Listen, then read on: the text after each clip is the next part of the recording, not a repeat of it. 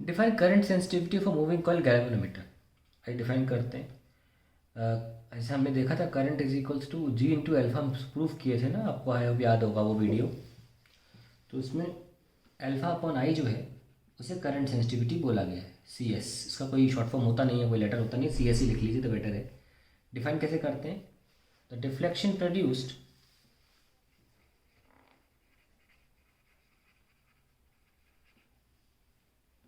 Per unit current is called current sensitivity. Current sensitivity, बहुत simple definition, छोटी definition. और deflection produced in divisions भी लिखना चाहिए, इन डिविजन्स। पता है क्यों? क्योंकि जो एमीटर या वोल्टमीटर जो भी होते हैं उनमें डिविजन्स होता है ऊपर, ठीक है, 30 डिवीजन 20 डिवीजन, इसलिए डिफ्लेक्शन एंड डिवीजन। एंगल में नहीं देखते हम, ये अल्फा लग रहा होगा एंगल है, यस, पर अकॉर्डिंग टू स्टैंडर्ड हम डिवीजन बोलते हैं। अब 10 डिवीजन का डिफ्लेक्शन आया इसलिए, इसीलिए इसकी एसआई यूनिट भी लिख लो, वो डिवीजन अपॉन एम्प होती है, एंगल अपॉन एम्प नहीं होती। ध्यान रखें इस बात का। एनीवेज, अगला part, increasing the current sensitivity may not necessarily increase the voltage sensitivity, justify the statement. ये पहला पार्ट हो गया। सेकंड पार्ट देखिए, इसको हम डिवाइड कर दें हिस्से को। कह रहे हैं कि देखो सी एस क्या होता है, current sensitivity, alpha by I है ना, that is 1/g, that means N B A by K, क्योंकि जी की वैल्यू आपको याद होनी चाहिए, के बाई एन बी ए थी। ओके भाई, N is the number of turns, should be capital N B A by K. अब वोल्टेज सेंसिटिविटी होती है alpha by V, that is alpha by I R. So alpha by तो C S हो गया upon are. अब problem क्या है, ये तो सिंपली सी एस है और एन बी ए बाई के, और ये हो जाएगा आपका capital N B A by R K. बहुत इंपॉर्टेंट वर्ड है मे, मतलब increasing the current sensitivity may not necessarily increase, हो सकता है बढ़ा भी दे, सी एस बढ़ाकर आप वी एस भी बढ़ा सकते हो, लेकिन मे नॉट भी बोला है।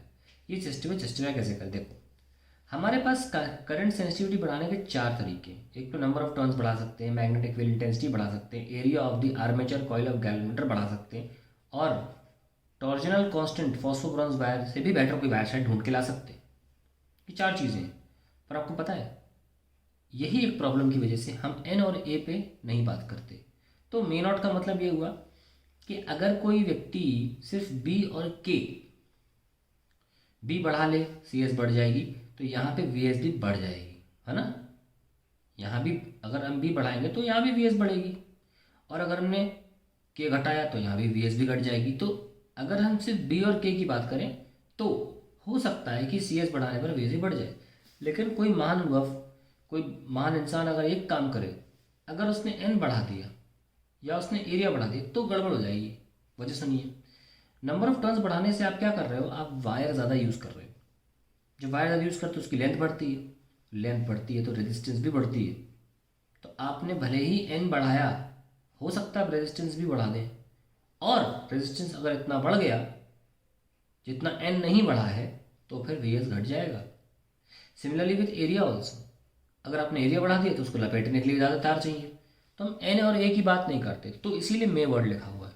इसको अंग्रेजी में लिखते कैसे, इसका आंसर होना चाहिए, let's see.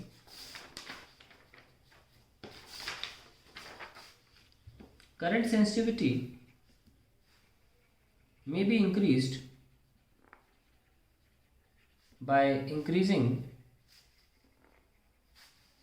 number of turns, number of turns भी बात कर लेते हैं, और एरिया ऑफ द कॉइल, चलो भी लिख लो, area of coil. By doing so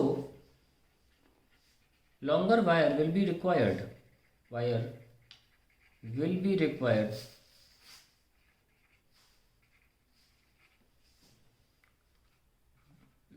due to which resistance can increase, resistance can also increase,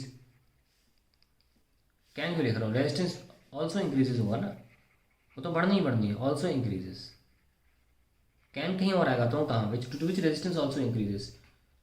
अब वी एस क्या होता है, N B A divide by R K. If R increases by a factor more than n, then voltage sensitivity decreases। इसीलिए मैं लगा रखा है।